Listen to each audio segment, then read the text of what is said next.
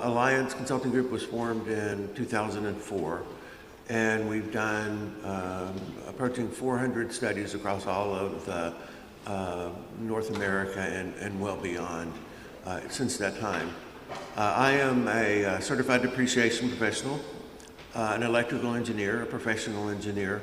I've led engineering groups and accounting groups within one of the largest electric and gas utilities in North America for about 20 years before I started Alliance Consulting Group. So what I was asked to do was to present at a high level the report or the results of the study that my company did for DOMLEC.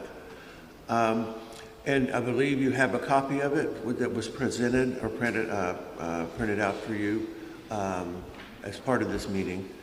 So as a really high-level summary, I guess let me sort of go into something that I don't need the slides for, is the whole concept of what is depreciation. For most people it's bizarre. I mean, why in the world would somebody want to come to a meeting to talk about depreciation? I certainly wouldn't unless I did it for a living. So what it is, it's a little different. You know, if you're in the accounting world or the utility world, it has a different meaning than what people, normal consumers have. For example, let's say that you bought a very, very expensive car, and $200,000 per se. When you roll it off the lot within a short period of time, most people would think of, oh, it's been depreciated maybe by a quarter or some amount, and they would call the reduction in value depreciation, or it's been depreciated. In the utility world, what depreciation is a systematic allocation of the cost of capital assets across the life of the assets. What we're doing instead is we're defining how long a group of assets will last, for example, poles or a generating unit. And then we're taking the capitalized cost, the cost that DOMLEC has spent to build those things, and we're spreading it what we call on a straight line basis. We're spreading it ratably across the whole life of the assets. So what we do as depreciation analysts is help, along with the experts in DOMLEC, to determine how long groups of assets are going to last. And then we will take those costs and calculate how to spread them across the life of the assets. The last time that DOMLEC had approval for its depreciation rates was, I believe, around 11 years ago. And in the slides, they'd have the actual reference and everything. So, you know, the question is, I guess, why would you update a depreciation study? First, is that your types of assets over the years will have changed, potentially. Technology is driving more and more shorter lives in some cases. Different materials, different operating regimes, different maintenance schedules. There's a lot of things where the expectation for how long something's going to live will change over time. And so that is one of the drivers of needing to update the study. So in your handouts, you'll have the study and the results of the study. What we found was that in a number of cases, and we'll go just a little bit at a very high level through some of those, we found that the expectations for the lives of some of these assets based on looking at the operations of them over the last several years is that the lives were expected to last or be a little bit longer than was expected during the last study. So when you increase the life, you will decrease, all things being equal, the depreciation expense that is required each year.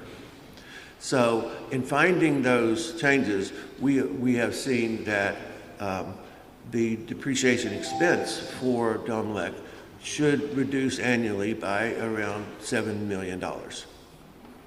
And that is because we see in a number of cases that the lives are increasing to some degree.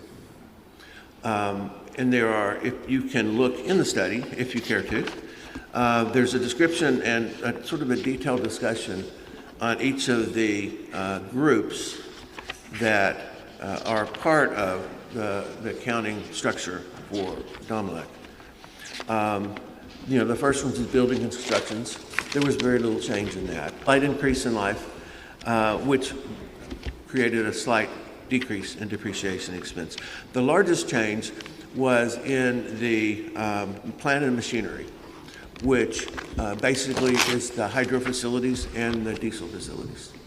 The hydro facilities, the lives were extended by some amount, which caused $4 million of the $7 million decrease in depreciation expense annually, because with the rebuilding of one plant and the deep dive review of the others, feeling like there would be a little bit more life out of those than was projected last time, caused that change of the $4 million.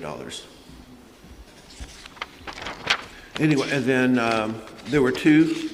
In the next one was and I'm sorry I don't have this up and about for me, the T&D system, the network system. It went two different directions. Most of some of the assets, the poles, a lot of those have been replaced with Class 2 poles. And the life of that was fairly consistent with what is seen in the past. The conductor, however, we felt that should have a longer life than in the past.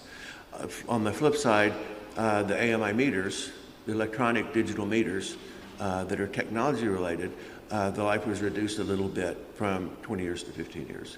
A result of that together is still a reduction in the network depreciation expense.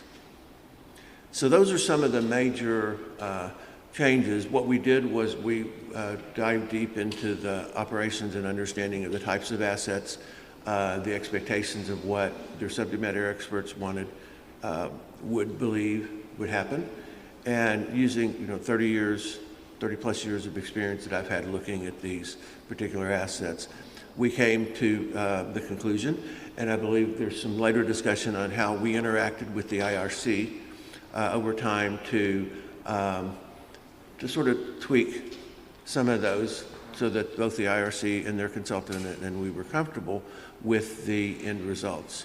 One of the things that was sort of recommended by the IRC, which it gets sort of complicated, I hope you'll bear with me for a second with it, was they recommended going from what's called a whole life depreciation rate to remaining life depreciation rate.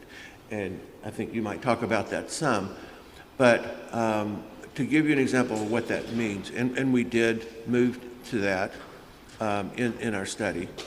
The car example that I used a while ago, the $200,000 car, if it is planned to last 10 years and you're 5 years old, that would be, so you've depreciated $100,000 out of the $200,000. If you then, at 5 years, understand, well, I can get 15 years out of this car, not 10, then the remaining life approach would say, I have 50% of the cost, or $100,000, left to recover, but I have now 10 years to recover it. So it allows the recovery of the remaining investment over the remaining life.